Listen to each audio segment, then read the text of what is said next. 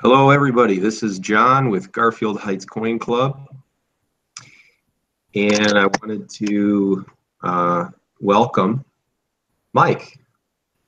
How you Hey, doing, Mike, everybody? how are you? How are you doing today? Oh, not bad. Can't complain. Even though Cody Allen just gave up the save tonight,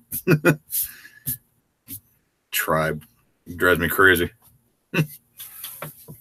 Well, I'll tell you, with the Cavs leaving Cleveland, boy, that tribe, they gotta do something this year. What do you think? It's the hope of the city right now. I don't know if you just saw the report that NBA dropped Cleveland Cavs from all primetime games over the holidays. Wow. Yes, it's just like a say you suck, move on. Yeah, so it's in the hands of the Indians. That's all I can say. Well, get your Indians gear now. What'd you think about that new logo? The guitar one, I like that. It's better than a toothbrush one we had back in '97. The one in '97 was boring. This one's sort of cool. I see the Mastercard logo hanging out below it. Um, but yeah, the guitar, the baseball stitching, that's a creative logo that they chose there. So yeah, I mean, I think it's gonna be a lot of fun next year. Just wish our kids were a little older to remember it. Yeah. But hey, let's get talking to some coins because that's what this channel is all about. Um, you know, all this talk about precious metal prices up, down, left, right. I don't hear many people talking about copper coins, copper. Maybe even 1 cent Lincolns. Are you into copper at all? I was, I had this big fascination with accumulating a lot of it.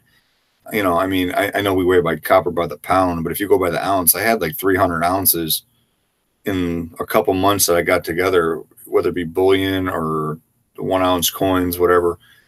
And then I just lost interest in it. I figured, why am I doing this? I mean, when I can be making a lot more off the price of it, it's fun, it's cheap. I mean, maybe if you got somebody just getting into it or a kid, it's awesome because it is a shiny metal. But I don't know. I mean, I look at it as I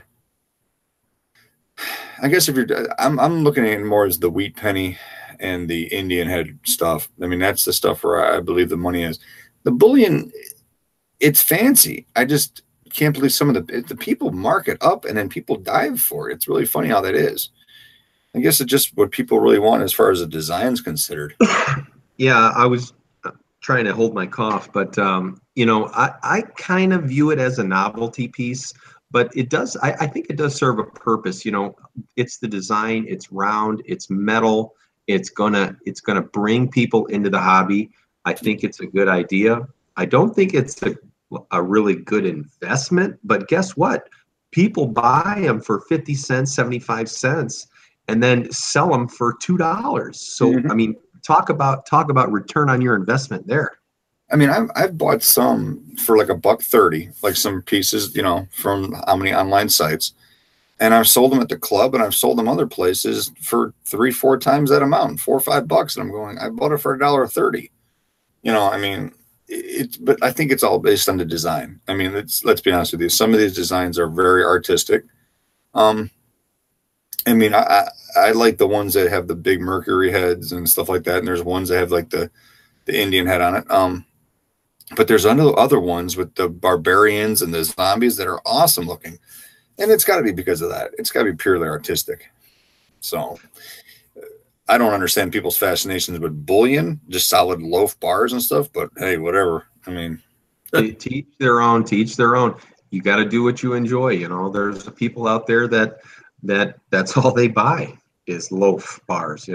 yeah. I mean, put it this way: it's when I was doing it, and like I told you, I got all those ounces. The thing that struck me is it's cool, it's fun, but it takes up a hell of a lot of space.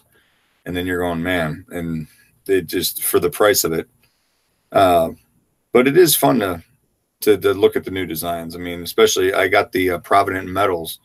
They did the Four Horsemen thing last year. They did the silver rounds and the copper rounds, and naturally I got the whole set because I figured why not get the copper rounds with it for a $2 piece of copper that was limited run of the Four Horsemen. It looked really cool. Um, So, and that's a marketing thing, is that limited edition. Everything now has a limited edition, oh yeah, even these first run. coins coming out of the mint, 200,000 on the reverse proof set.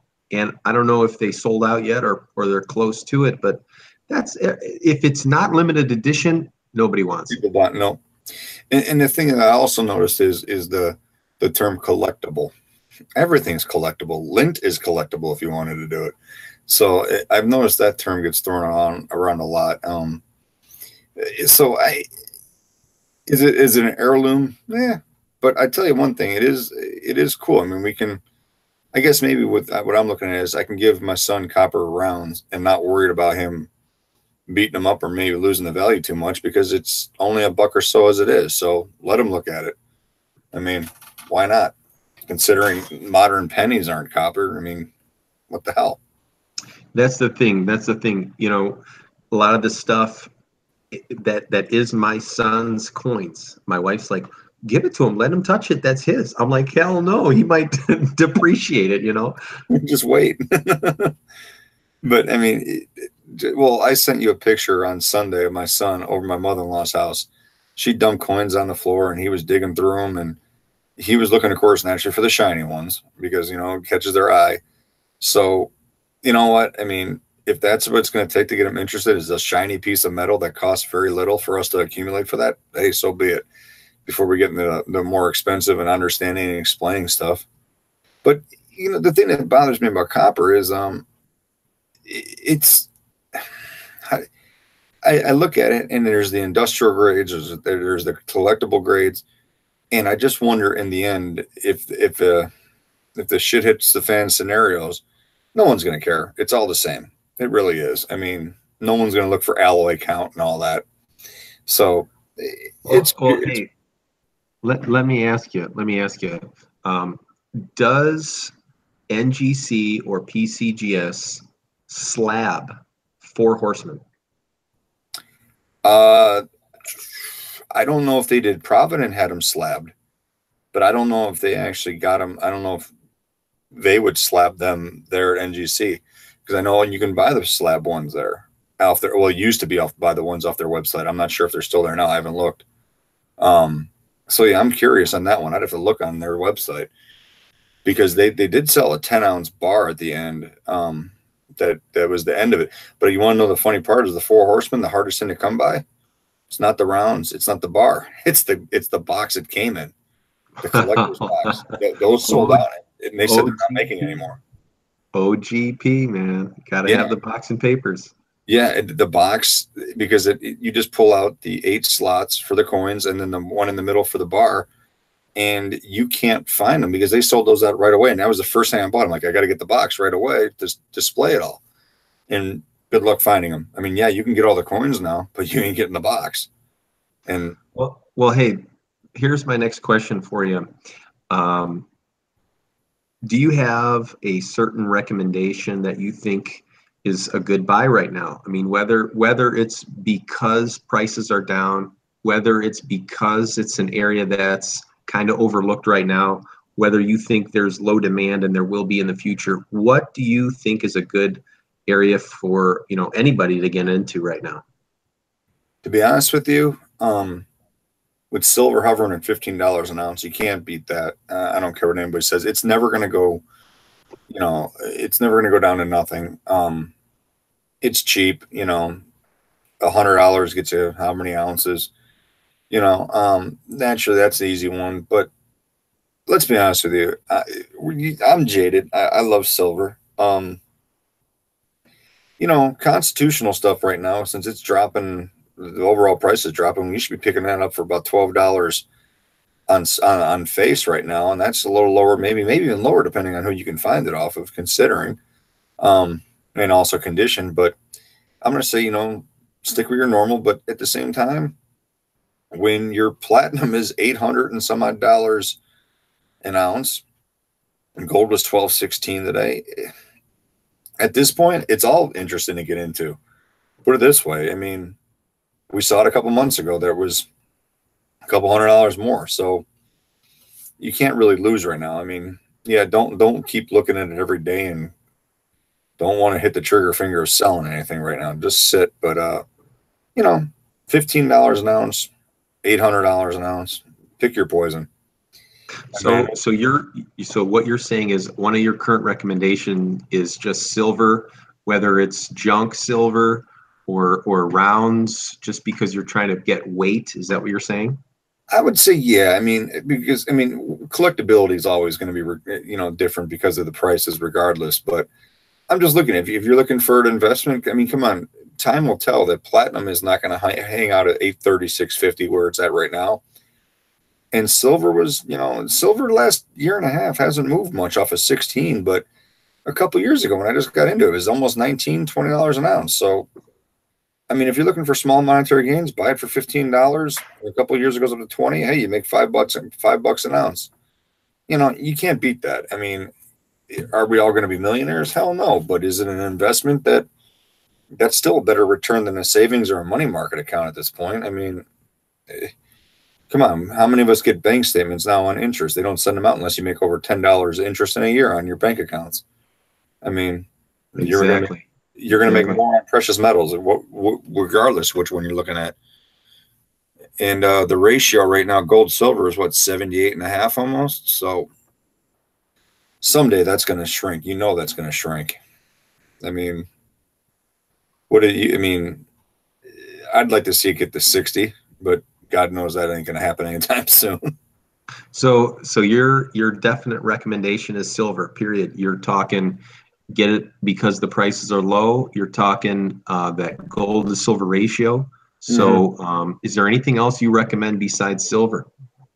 To be honest with you, I'm a gold bullion, you know, Perth mint stuff. I'm not a big gold. I'm not big on gold coins. Even though I do want to get a couple certain, I want to get a complete year set and stuff like that. 2015 set, maybe 2007 sets from the mint, if I ever can find them. Not that they're marked up for so much, but I'm more of a gold bullion guy if I was going to buy it. But you and me have had this conversation before. You got to be careful on how big your grams get, because who can afford stuff like that? Who can afford $1,200 an ounce right now on the average day? So that's why I'm looking at the 2.5, 5 gram, 10 gram pieces. And if you can afford it, go for it.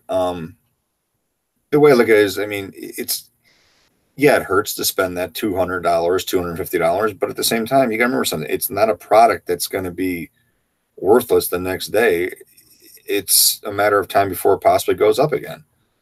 So if you can afford the smaller, I'd stay away from the 1 gram bars. I'd try to get to the 5 grams, 10 grams, things of that nature with a little more, what do you want to call it? Less of a hit on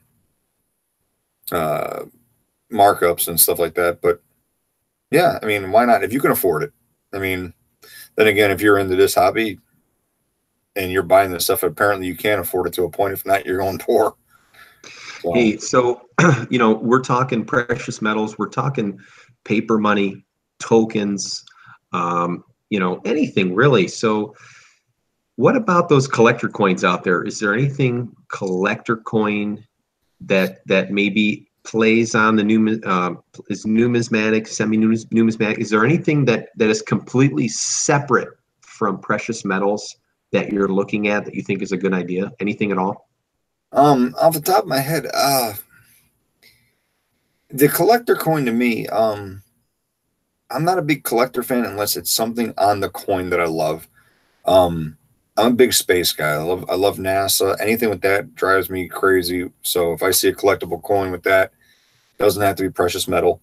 But the way I look at it, when it comes to those things, I guess it all drives your interest. I mean, I see a lot of commemoratives. I see a lot of those things, but they just don't.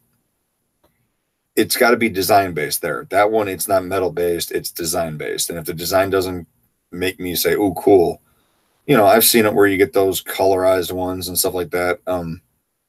You know, or when they put like the generals on some of these collectible $50 and stuff like that. And I know they're ruining coins, but those interest me. Other people can care less. I mean, to me, it's all about the design. period. Gotcha. For that.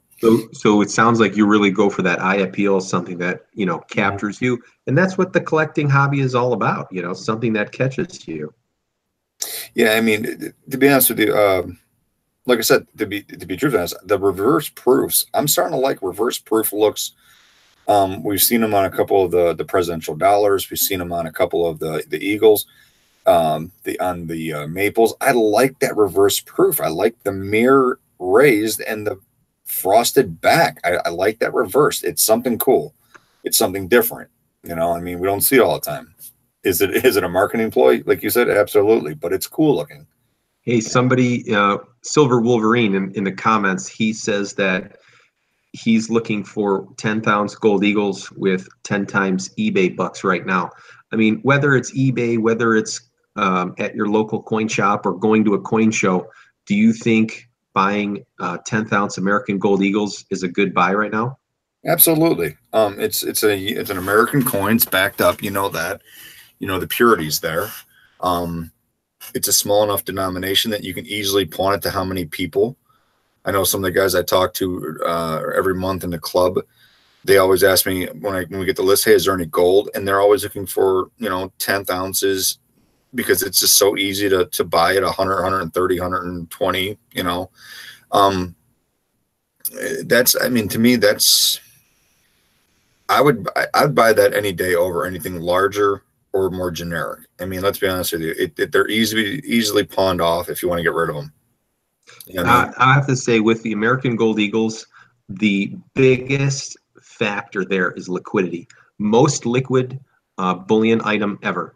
If you have gold eagles, silver eagles, platinum eagles, you take them to any show, any shop, boom, you're getting cash on the spot. There's no question about it. It's the most highly liquid coin, and all the dealers know how to play that game. To me, when you're talking 10th ounce gold eagle, I don't care what year it is. Okay. Yeah. I mean, you've got some special varieties in there, but if it's just a standard 10th ounce, I look at spot price, I add 12 bucks. That's your going rate. And that's what that sells for. And I agree. And that's why, well, the first thing I ever got into was silver eagles. That was the very first thing that got me into collecting silver. It was silver eagles and 1 ounce bars. And then I'm like, hey, these are pretty cool. And I realized how quick they sell, how quick the demand is, how quick they sell out on websites. And I'm looking at Mr. Monkey Swag here. I saw her comment says, I hate colorized coins.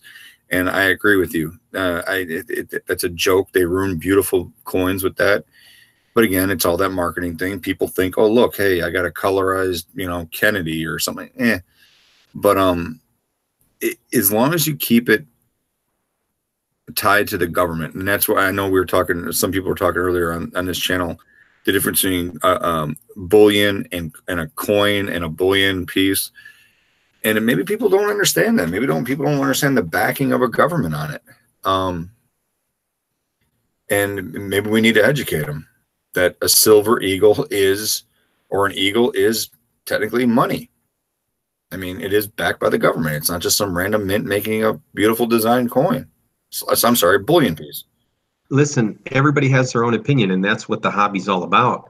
Now, somebody can hate hologram coins, and I could say, I hate hologram coins because maybe people are getting scammed on that, and it's a 25-cent modern quarter with a sticker or a colorized thing to it, and they're charging 20 bucks. So, maybe I don't like it that way, but somebody else can say, I love colorized coins because I get them for face value from my local dealer, and I give them to kids, and the kids love them, and I'm bringing more people into the hobby. So there's always two sides to the coin. You know what I mean?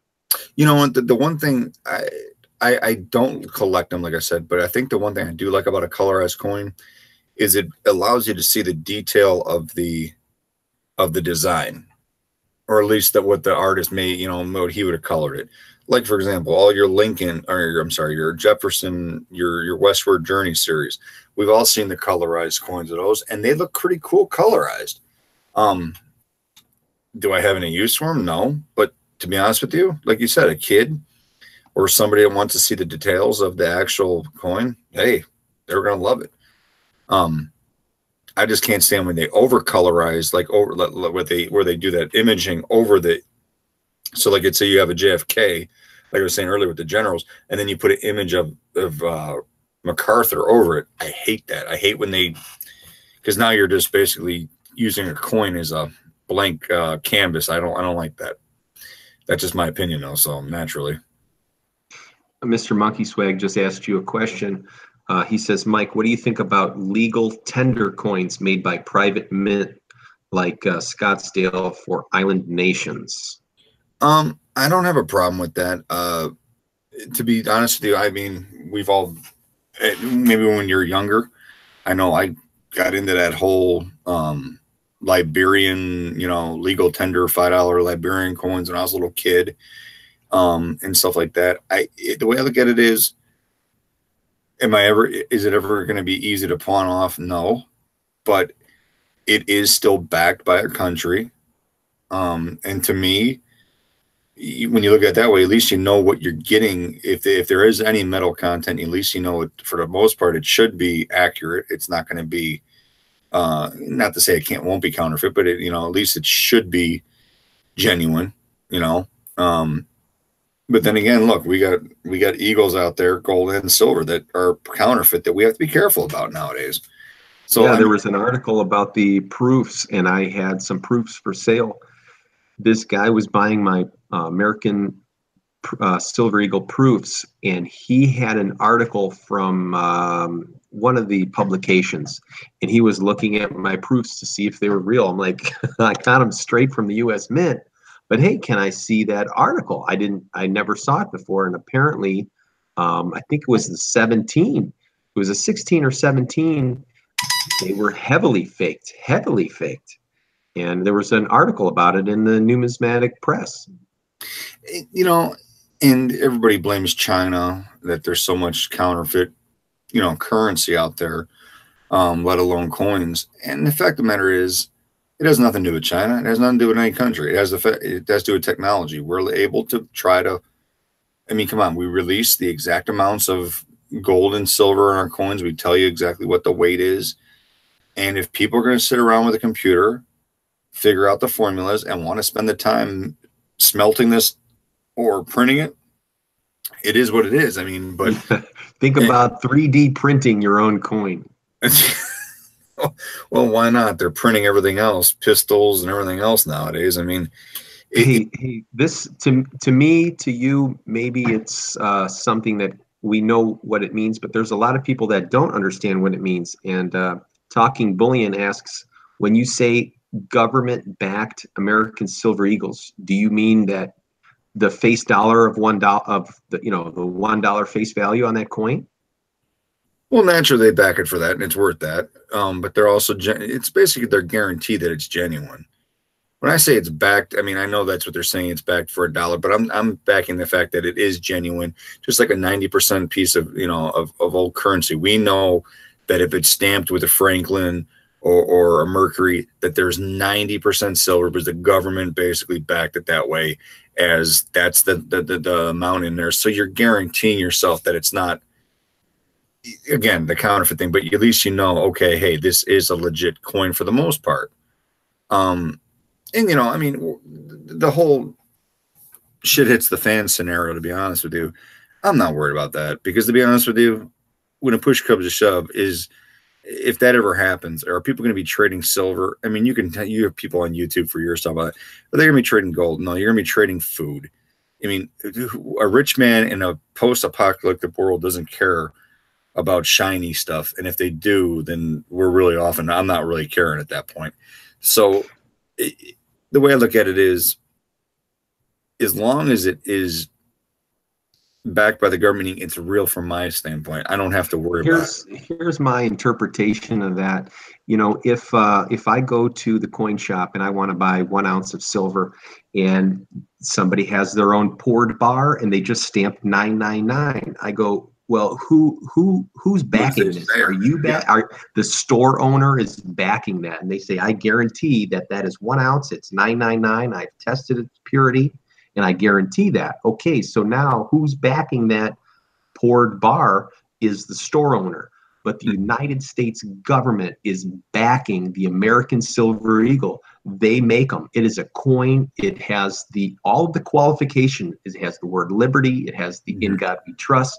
It has the mintage. It has the denomination. It's all of those criteria. It's made by the United States government, and it's backed by our country, the strongest country out there right now. And that's the thing. I mean, let's be honest here. Like you said before, what are the coins that sell? Everybody knows the price of an eagle, gold or silver. People know they're very highly researched. And come on, we've seen it. I've never seen an eagle passed on at one of our auctions at the club unless somebody's asking an astronomical starting price, which they know is out of the league. They automatically are going to sell. They go quick. And let's be honest with you. You said before, they're easy to get rid of. If you don't want them, they're easy to get rid of. Most highly liquid. And Silver Wolverine was talking about 10th ounce, and I said, spot price plus $12. But now let's talk about silver. Silver across the board, it used to be silver spot price plus $3. Now those premiums have come down, and it's around $2 is the standard, maybe $2.50, $2 to $2.50. And when the deals come out, it's like $1, $1.50. But if dealers across the board, spot price plus $2.50, that's the going rate everywhere.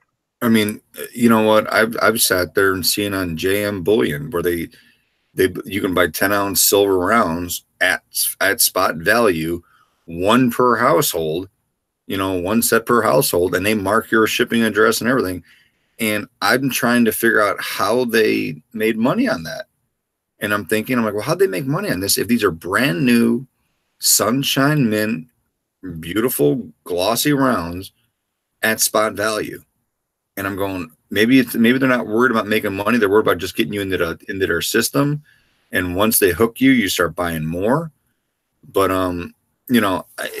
I've often looked at those premiums on stuff, and I was just looking at who just wrote a thing. The panda question. John, you and me have talked for a long time about how high the pandas are and how you and me would love to get a whole set of those. But can we bring ourselves to pay those premiums on something like that? I don't know. I mean, it's an awesome looking coin, but do you want to pay through the roof for it? Hey, I'm just slowly milking them away. And somebody asked a question, Seduced by Silver writes, silly question. If there was ever a confiscation, I'm going to stop the question right there. I don't personally think there ever will be a confiscation in the United States. I think the times have changed. I really don't think that's going to happen. Do you think a confiscation will ever happen, Mike? With regards to coins and the Second Amendment, 100 years ago, possibly. Not anymore. You kidding? This country is way too ready to punch into a protest mode over anything and everything. And here's my thing. Who's going to police this? We all know the government is who it is. Who's going to police that? If that was announced, okay, there would be rioting. That would completely disrupt. They would do anything they could do to, whatever they're trying to do, they would find another way to do it. You know what I mean? But let's play pretend. Okay, let's answer her question. If there was a confiscation, do you think the government would only want, only the pre-33 and only the American gold eagles, or would they want all foreign coins? What do you think, Mike? To be honest with you, our government, what do they say? Our government stores most of the gold in the world. We store actually more gold, what do they say, of other countries than what we have. So as far as that's concerned, if we're talking about money crunch, I could see them saying, you know what, not just pre-33. I would say they would call in anything. But who would actually submit to that? Unless this country was in life support mode, who would submit to that? It's not like we're talking, okay, we got to trade it in because it's going to kill you type of substance or something. I mean, okay, here's one for you. They took out of the thousand and the $500,000 bills have been out of circulation for what, almost 100 years now. What, 19 whatever? Or no, I'm sorry, they took them out in the 60s. They stopped making them what in the 30s. How many are still out there now? You're never going to get them all. They would spend more time trying to police that. I'd be more concerned about inflation versus that. I mean, Yeah, I mean, here's the other question that that I'd like to ask is if we're living in a world where the government is confiscating its own citizens' gold, you better be worried about a lot more things than that. You know, there's a lot of other things going on. that means democracy is falling apart, and everything that we stand for, in God we trust, and liberty doesn't mean anything at that point. At that point, Let's stop the conversation there, okay? And yeah. let's change here. Mike, I'm going to drop a question on you, and I just want a gut reaction, okay? Okay. This is, you know, I did release a video or a couple videos saying, hey, spot prices are down, and my recommendations are, you know, pre-33, hitting that numismatic sweet spot. So pre-33, it's not just any pre-33. I don't think pre-33 in general is good. I think, you know, right where it goes from like MS63 and then it jumps in price to the next grade, MS64. I think right there is a really good buy. I also like pandas, anything pandas, and same thing with Libertads, anything Libertads, because the mintages are real low. So here's the question, Mike. Currently, spot prices are down, and you know, what about if we flip that? Let's play pretend. Let's say spot prices are up. Okay, we're living in an imaginary world right now. Silver spot is $500 an ounce. Gold spot is 5,000 an ounce. Okay. Okay.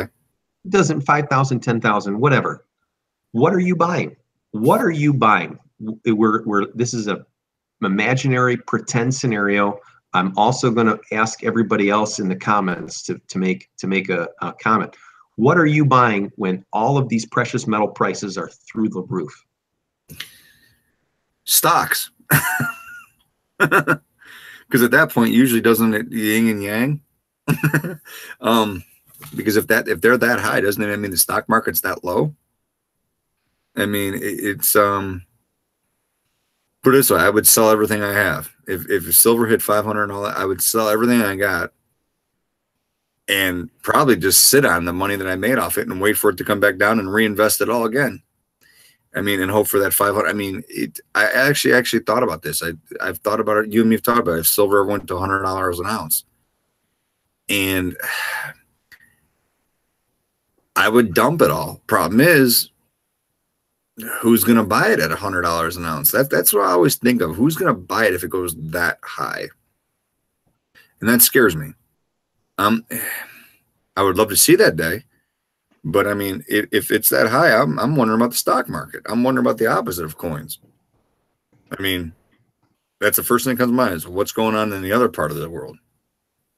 So I don't, but then again, if it's that high, do you wait for it to go higher?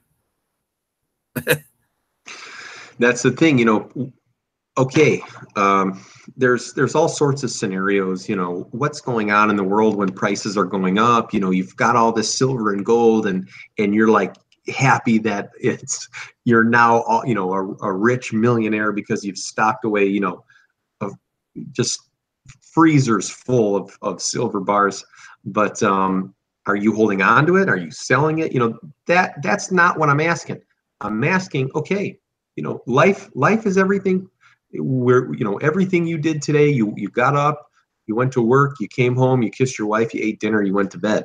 That's going on in the world when these spot prices are high. Are you buying gold? Are you buying silver? Or are you going in other areas? Are you getting into copper?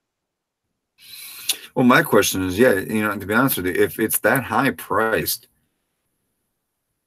your other metals have got to be coming up too. I mean, I didn't even think about that. They have got to be flooring it, because what's driving them up that much? I mean, we all know there's a finite amount of gold and silver in the world. You're not making more. Same with copper and stuff like that. It's not a man-made substance. I mean, I would honestly, I would probably still buy, but oh boy, but that, I mean, it depends. I mean, if everything's gone up that high in price, what's our normal routine? I mean, we can all afford $15-20 an ounce silver. Could we afford? I mean, that's why we don't have 7,000 ounces of silver. I mean, gold, and people got 5,000 ounces of silver. I don't know. I don't know if I would. I think I would stop buying and just. It's a tough question, man. I was thinking about it myself, and that's kind of I was trying to do a video, and every time I started the video, it's like I came to a point where I didn't know what else to say. And in the video, I had to stop and restart it. But my opinion is, if spot prices are up through the roof, people are not going to be buying it. Yes, yes, once prices start to go higher, there's more and more people buying it. But if all of a sudden it's just some ridiculously high price, okay, the average man on the street is not going to buy it. What are they going to buy? I think there's going to be a resurgence of Lincoln cents. I think Indian head cents, the non-precious metal coins, I think are going to do well. The 3-cent nickels. The 3-cent nickels right now are dead. They are dead. And pardon me if you have a complete collection of those things. I don't play that game. I don't know much about them, but I don't see a lot of them. When they do come up for auction, nobody even wants to bid on them. That was one of the first things I bought in our club auction, was a 3-cent nickel back in 15. Because I was like, hey, at that point I was just trying to get different coins. I bought it for like $4 or $5. It was in pretty decent shape. And then I looked at it and I just sold it this past year.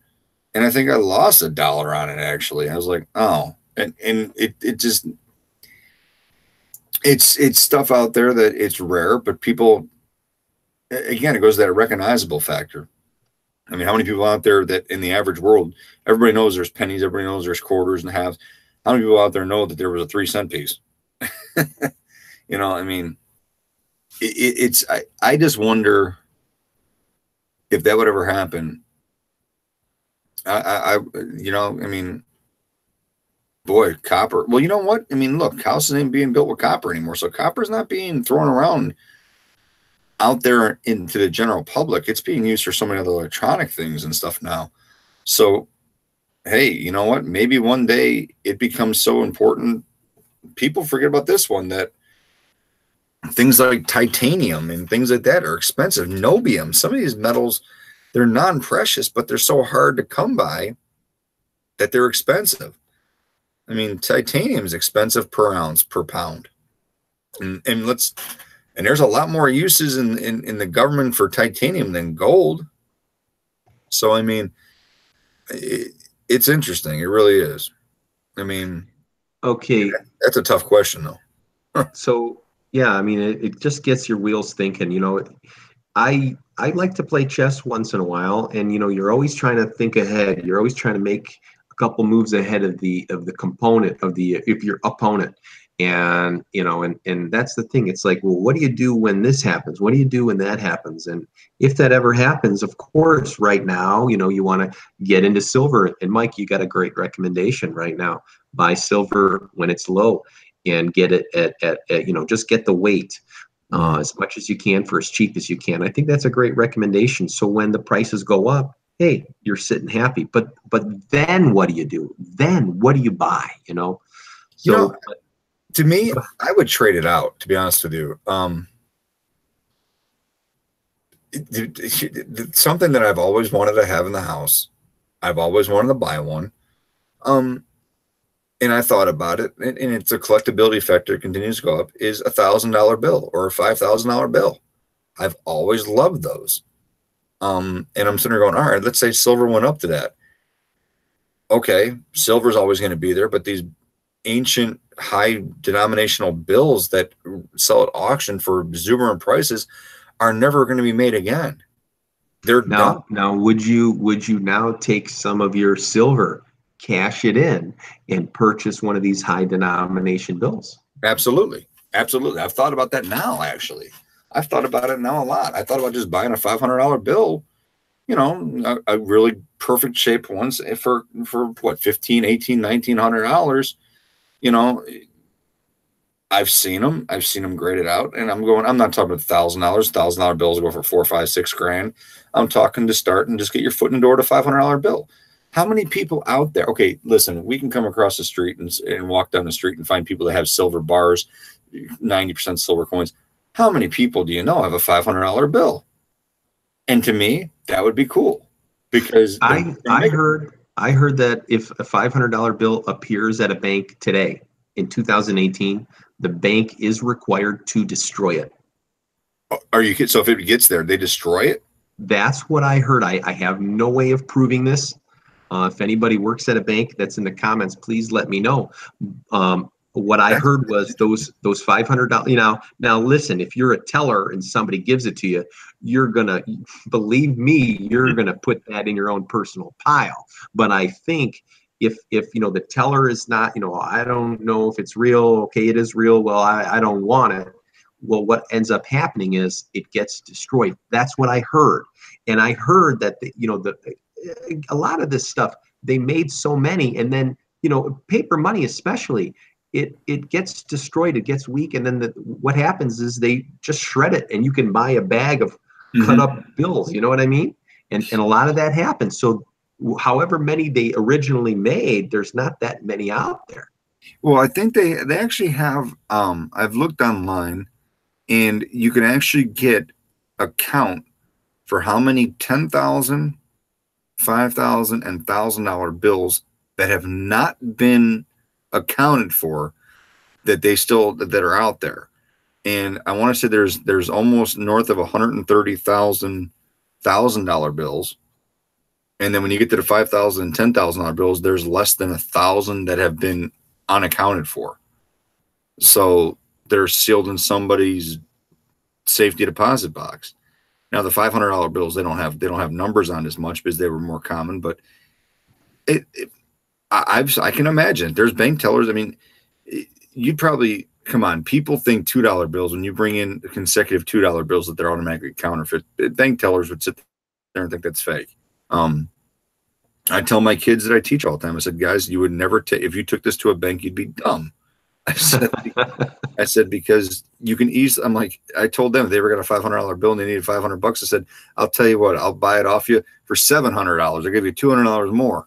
And they go, that's not a deal. I said, go to a bank. What are you going to get? I just, and everybody says how they should bring back the $500 bill. And I said, 30 years ago, possible. In 2018, come on, we're going to credit card society. Coin collecting is going to become a hobby of relics, not a current thing. It's going to eventually become a relic hobby where we're going to have to hunt for stuff that's no longer made. And that's when it's really going to start booming, is when they start sealing stuff off and they stop making stuff. I mean, imagine if they just stopped making the penny in 2020. Okay. In 20 years from now, they haven't made pennies in 20 years. Think about it. People aren't going to know what they are. Kids will be like, what are these? I mean, that'll drive the coin collecting hobbies when we move to a totally digital world. But I would gladly take, if it went up that high, I would gladly take the prices and trade it out for something like that. And that Numis MM says that there would be low demand, and I totally agree. If silver prices are at 100, all of a sudden everybody wants to jump on the bandwagon. People are going to be buying. There's going to be a buying frenzy. So what do? This is the time to sell and get into some areas that's low demand. That's what we are doing right now. If you are buying silver right now, that's exactly what you should do. I mean, it's not about just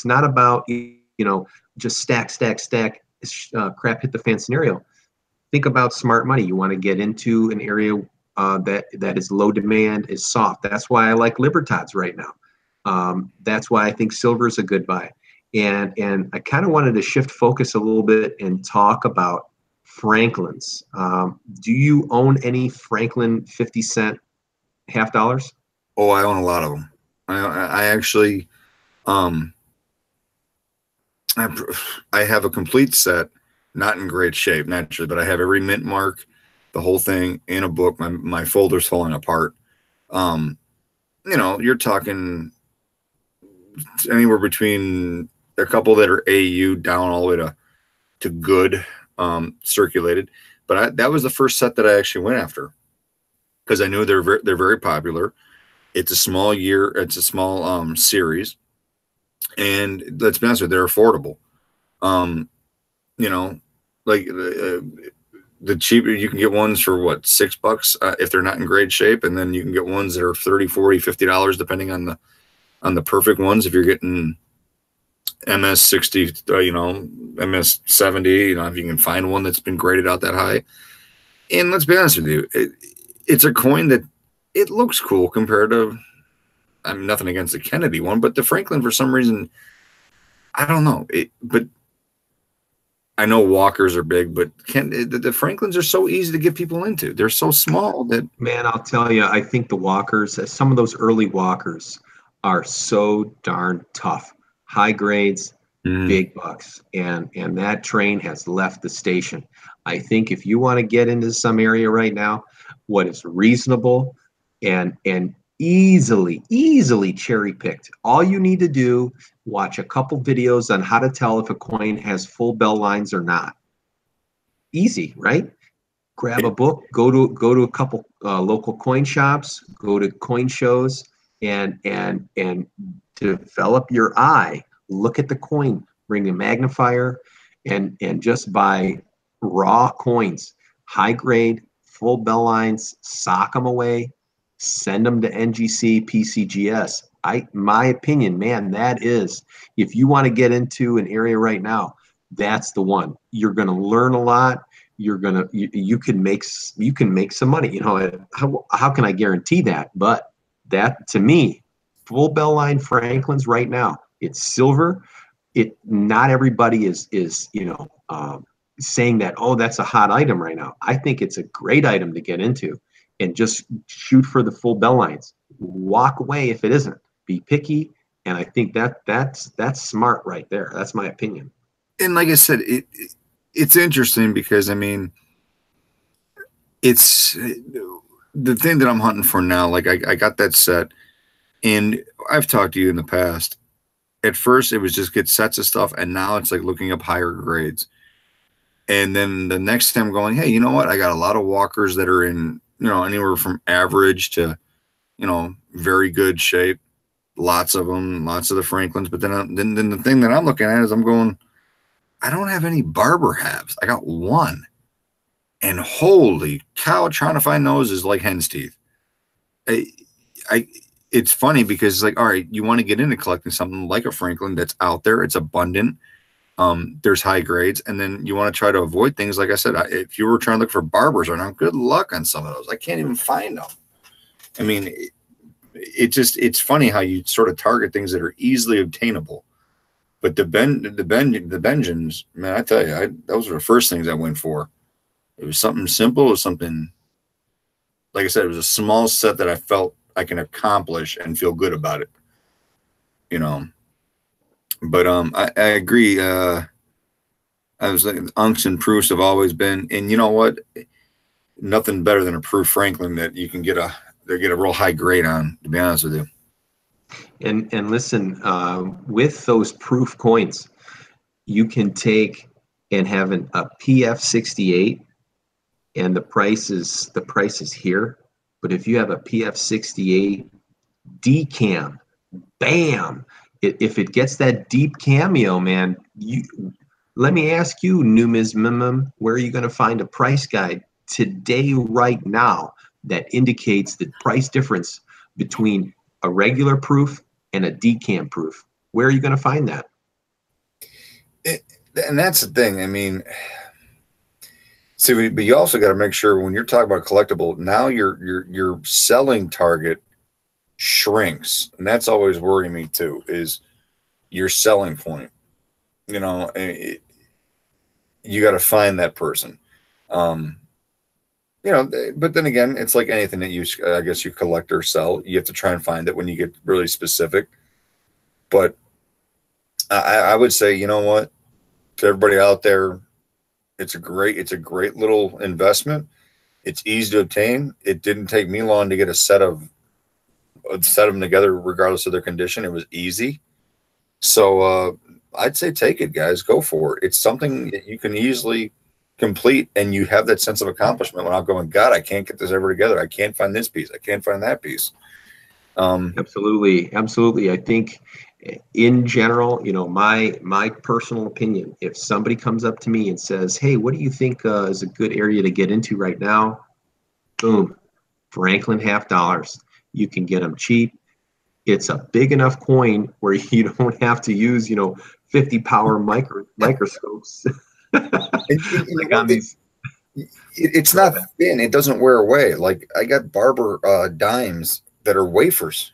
I mean, you feel like you can bend them in half because they've all worn away. And this coin, it's 60, 70 years old, and it's still a very solid coin. And to me, like you were saying, it almost holds up better than a Walker. A Walker, the Liberty just rubs away, and then you got nothing more than a stick figure, basically. The strike is not good. When you look at her hand in the middle of her waist, you can't even see her hand, or sometimes the head is not struck completely. I mean, how many? And we all got the pieces that are smooth faced, and then we got ones that have somewhat detail to them. But let's be honest with you, we're talking about the 1920s, 30s, 40s. No one cared back then that much. The Franklin was a nicer design. It's a simpler design, and it was post-war for the most part. It was post-war, post-World War II, and it was at a time when people I think maybe coin collecting became the hobby that it is today. Maybe right around the 50s. I mean, I'm still amazed reading stories of how quick they were able to move legislation for Kennedy. Basically, I just read an article that it was almost 36 hours from his death that they were able to move the design phase forward. I mean, 36 hours. I mean, wow. Yeah, I was granted the guy that had it. He said as soon as it happened, he actually had the design ready, and then that's when he gave it to Jackie. And Jackie said no. She wanted, apparently, what I was reading, she wanted something of an image of a younger Jack. And what was it? He assassinated right before Thanksgiving, and it was not even Christmas, and the design was approved all the way through all the channels. But it was like 36 hours. It went from being dead to showing Jackie, yes, change it, boom, boom, boom. You imagine that today, if some political figure, whether it be a former living president, was assassinated, it would take. You'd have protests. No, they weren't good. Yeah, there's too many cameras. Don't talk to me. Talk to my lawyer. It's a whole new world out there. They move so quick, and you scrubbed a pretty cool coin of a Franklin. You scrubbed it away from November to January. You scrubbed it. I think they started minting in February. So in 3 months, you scrubbed it off the face of the earth. And let's be honest with you, if he doesn't get assassinated, Franklin's may still be out there today. I mean, imagine that. I mean, hey, Silver Wolverine wants to know, Mike, did you buy the 2018 Silver Reverse Proof set? No, I'm sort of steering clear of proof sets at this point. Besides just the one I buy, I do like them. Well, the reverse proof, Yeah. The reverse proof. Yeah, I only bought the regular proof. To be honest with you, Silver Wolverine, I'm having reservations on my proof sets right now. I'm sitting here a lot of times and I'm wondering, should I dump the stuff that I got and recycle it into silver proof sets? Should I recycle it into collectible proof sets? That happens to me with everything. You just think to yourself, man, I'll just dump all this and then put it into, 10th ounce American Gold Eagles or something like that. But yeah, and upgrade it. But then I can't get rid of it. See, you know what, John? This is something that we were touching on. You were talking about sheer weight of collecting silver. It's tricky because I'm a very, what do you want to call it? I'm a nostalgic guy. I like nostalgia stuff. Hell, I just bought a deck of, here, people. You can look at it right here. I just bought this today. It's a set of Busch Gardens playing cards. Why? Because my grandfather had these exact cards when he was a kid, when I was a kid growing up.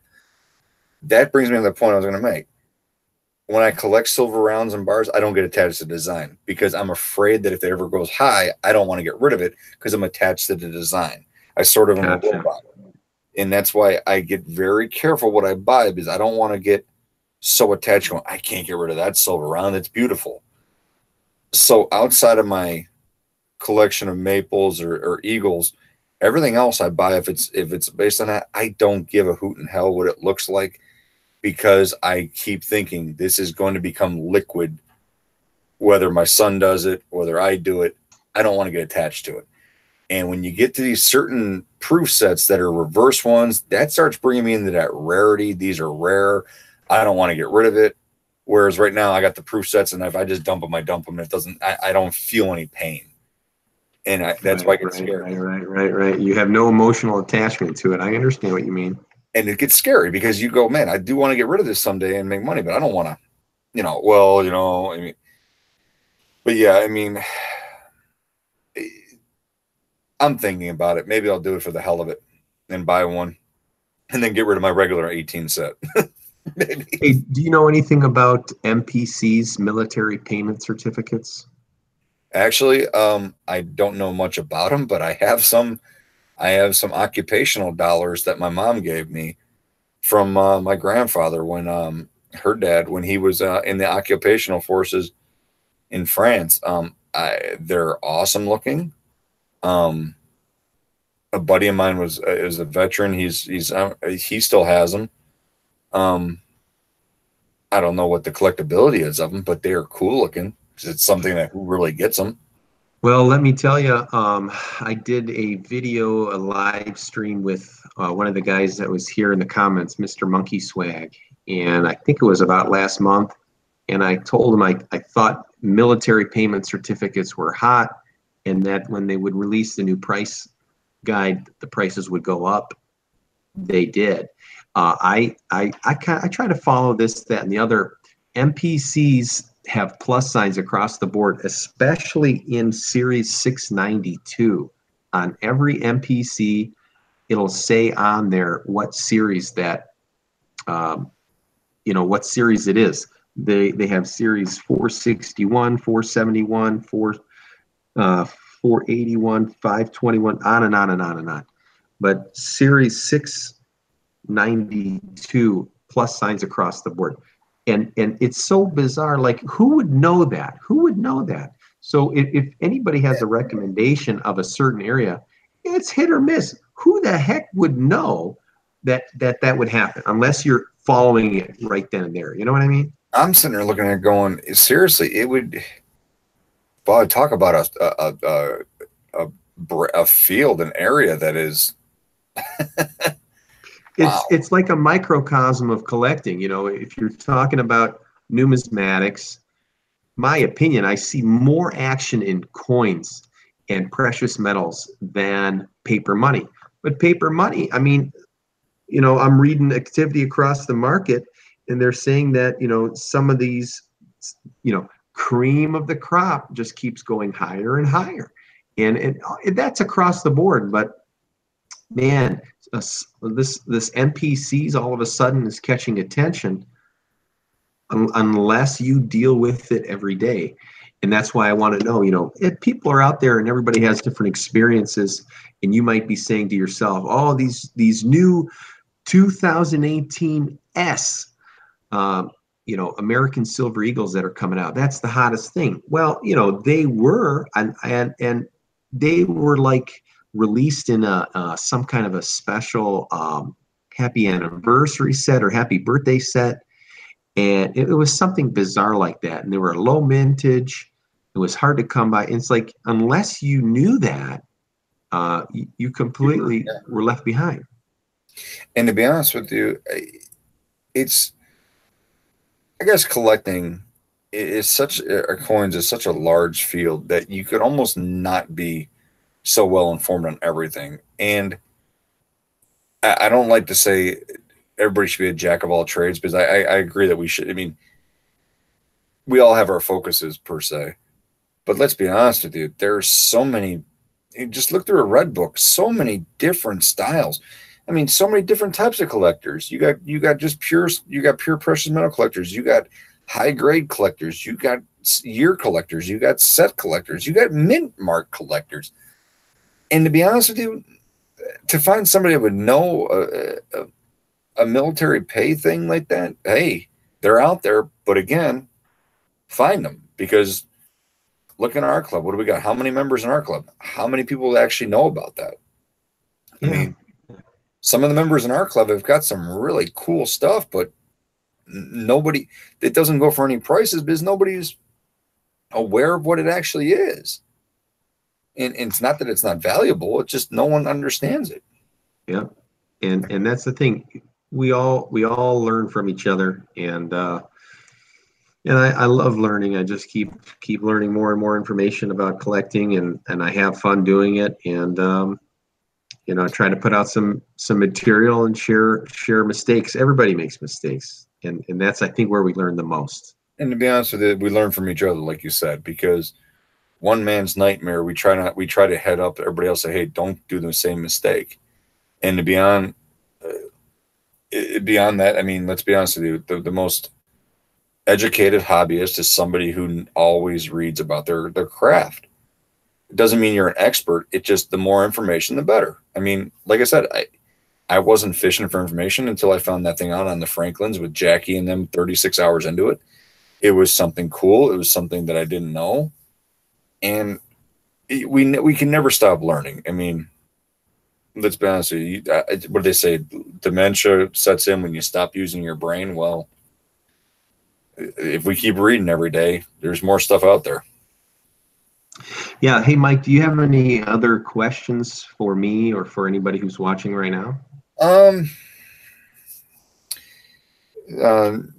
Numas MM said lack of more knowledge beyond Morgan's. What do you mean? Is that they lack knowledge? Well, I think when he typed that in, he was saying, just people don't know with regards to our club. Many people don't know anything about more than Morgan's, just so you just got to keep learning more, and just kind of what you were saying. I think he's agreeing with you. And well, that goes back to the thing that started our conversation last time, the library. Just because there's a 300-page book on stuff doesn't mean you have to read all 300 pages. Flip through it. Maybe you find an article here and there.